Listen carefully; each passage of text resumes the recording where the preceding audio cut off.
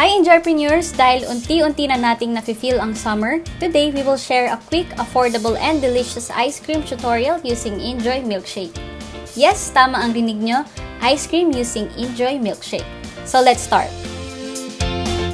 Here are the ingredients that we need. 50 grams or 1/4 cup of inJoy mango milkshake, 40 grams or 1/3 cup of inJoy whipped cream, and 250 ml or 1 cup of ice cold water. We can add mango fruit and condensed milk or sugar, but these two are optional.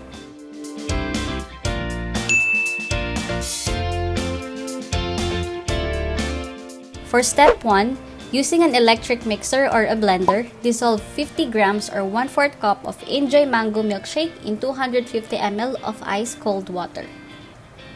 Mix or blend for at least 3 to 5 minutes. Once fully incorporated, proceed to step number 2.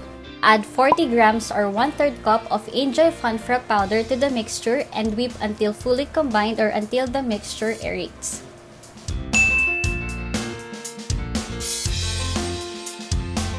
Once the mixtures are fully combined, you can add sliced mango. This is optional by the way, and if nakukulangan po kayo ng sweetness, pwede kayo mag-add ng sugar or condensed milk. The good thing about this recipe, pwede siya gawing negosyo at home lalo na't magsa-summer na naman. Dagdag income rin. So once all the ingredients are fully incorporated, proceed to step number 3. Transfer the mixture to any tub or container and freeze it for a minimum of 4 hours or overnight.